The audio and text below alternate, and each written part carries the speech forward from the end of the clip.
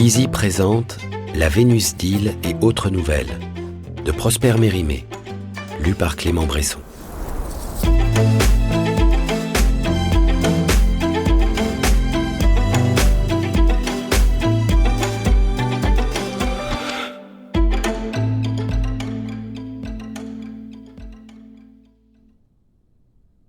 La Vénus d'Île a été publiée le 15 mai 1837 dans la Revue des Deux Mondes. Nous reproduisons ici l'édition en volume de 1842. Je descendais le dernier coteau du Canigou, et bien que le soleil fût déjà couché, je distinguais dans la plaine les maisons de la petite ville d'Île vers laquelle je me dirigeais.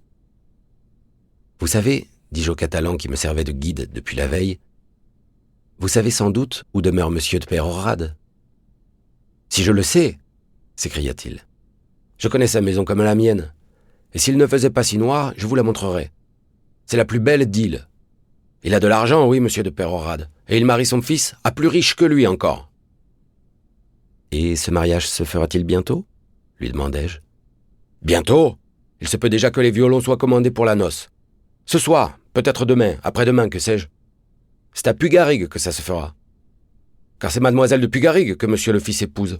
Ce sera beau, oui. » J'étais recommandé à monsieur de Pérorade par mon ami, monsieur de P. C'était, m'avait-il dit, un antiquaire fort instruit et d'une complaisance à toute épreuve. Il se ferait un plaisir de me montrer toutes les ruines à 10 lieues à la ronde. Or, je comptais sur lui pour visiter les environs d'Île, que je savais riches en monuments antiques et du Moyen-Âge. Ce mariage, dont on me parlait alors pour la première fois, dérangeait tous mes plans. Je vais être un trouble fête, me dis-je. Mais j'étais attendu, annoncé par monsieur de P. Il fallait bien me présenter. « Gageons, monsieur » me dit mon guide, comme nous étions déjà dans la plaine.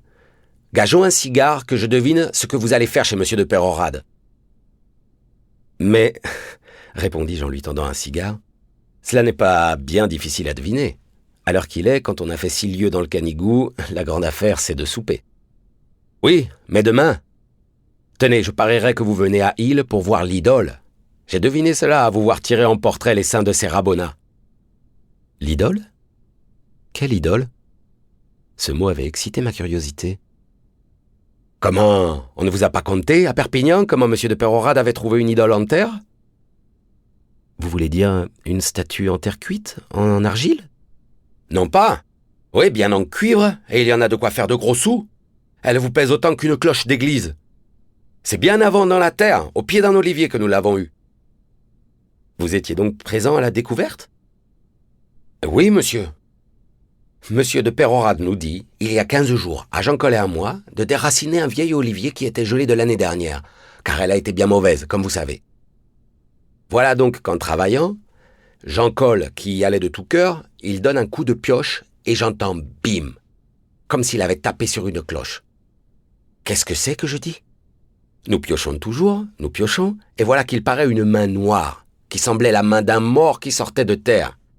Moi, la peur me prend.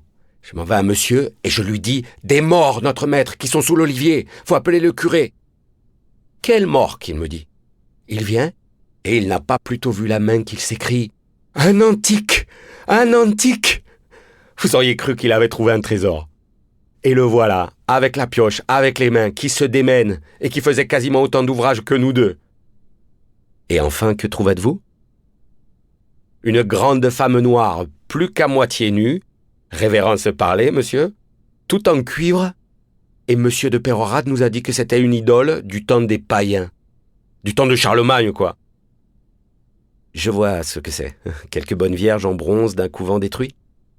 Une bonne vierge ? Ah, ben oui, je l'aurais bien reconnu si ça avait été une bonne vierge. C'est une idole, vous dis-je. On le voit bien, son air. Elle vous fixe avec ses grands yeux blancs. On dirait qu'elle vous dévisage. On baisse les yeux, oui, en la regardant. Des yeux blancs ? Sans doute ils sont incrustés dans le bronze. Ce sera peut-être quelque statue romaine. Romaine, c'est cela. Monsieur de Pérorade dit que c'est une romaine. Ah, je vois bien que vous êtes un savant comme lui. Est-elle entière ? Bien conservée ? Oh, monsieur, il ne lui manque rien.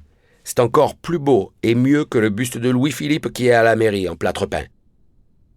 Mais avec tout cela, la figure de cette idole ne me revient pas. Elle a l'air méchante. Et elle l'est aussi. Méchante? Quelle méchanceté vous a-t-elle faite? Pas à moi précisément, mais vous allez voir. Nous nous étions mis à 4 pour la dresser debout. Et M. de Pérorade, qui lui aussi tirait à la corde, bien qu'il n'ait guère plus de force qu'un poulet, le digne homme. Nous espérons que vous avez apprécié cet aperçu. Pour continuer à écouter ce livre audio sur Google Play Livres, utilisez le lien dans la description de la vidéo.